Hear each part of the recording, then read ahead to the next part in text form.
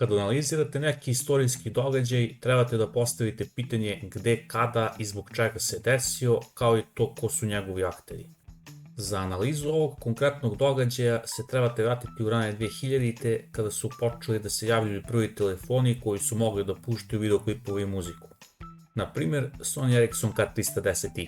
Preko infrareda ste od drugara iz odeljenja prebacili izvesni snimak koji kada pustite izgleda ovako. Ste glasali danas? Jesam. Da li ste glasali danas? Jesam. Kako komentarišete rezultate izbora? Pa nisam čuo šta je bilo. Ubedljivo vodi Smiljko Kostić. Pa dobro, što sad da se radi. Ovo je dobro. Sada kada smo se podsjetili ovog snimka, ostaje da se analizira.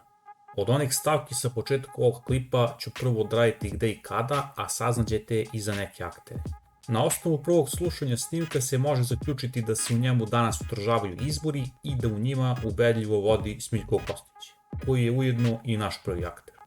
Smiljko Kostić inače izgleda ovako. Rođen je 22. februara 1945. u tada još Kraljevini Jugoslaviji u Žitorađi, što znači da je iz istog rodnog mesta kao izvesna Svetlana Ražnatović.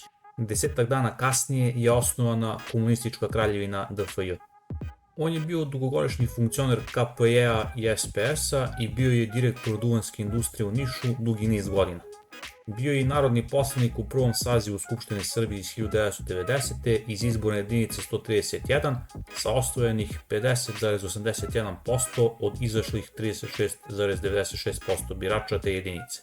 Zbog neke afere oko uvoza duvana, u koju neću da ulazim jer nisam stručan, a nije ni tema snimka, je odležao 32 meseca u pritvoru, pa je izgleda pravosnažno oslobođen. Sada se vratio na političku scenu i uživa neku popularnost i prepoznatljivost među Nišlijama.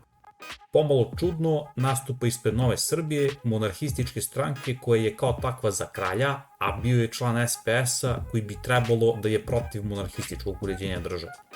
Kostić ima i završen Mašinski fakultet u Nišu, što je tada praktično jedan od preduslova da budete gradonačelnik. Nego, da ne lutam previše, ovo implicitno otkriva i mesto događaja ovog intervjua iz samog klipa, a to je Niš, 18.000, bate sad će više. Niš, 18.000, bate sad će više. I još jedan dokaz da je ovo Niš je i ovaj Audi koji je parkiran iza ovog birača na kome stoje stare registarske tablice NI 65158. Sad preostaje da vidimo kada se ovo desilo i koji su ti izbori na kojima Smiljko Kostić ubedljivo vodi. Kad malo kopate po netu, vidite da je Smiljko učestvovao na izborima za gradonačelnika Niša 2004. Ti su izbori bili do sada jedini u novijoj istoriji Srbije na kojima su se prvi ljudi gradova i opština birali direktno, a ne kao sada kada glasate za listu, pa onda Skupština grada na sednici tajnim glasanjem nekog bira. Ovi izbori u Nišu i u ostatku Srbije su se održavali 19. septembra 2004. Izlaznost je bila neverovatnih 29,81%.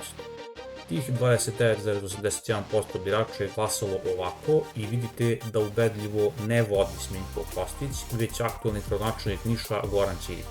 Međutim, pošto Ćirić nije imao preko 50%, morao je da se održi drugi krug i on je bio zakazan za 3. oktobar. U njemu su učestvovali prvoplasirani Ćirić i drugoplasirani Smiljko Kostić. U drugom krugu izbora za gradonačelnika Niša, održanom 3. oktobra 2004. je izašlo još malo manje ljudi nego u prvom, odnosno 27,28% birača, među kojima je bio i ovaj lik.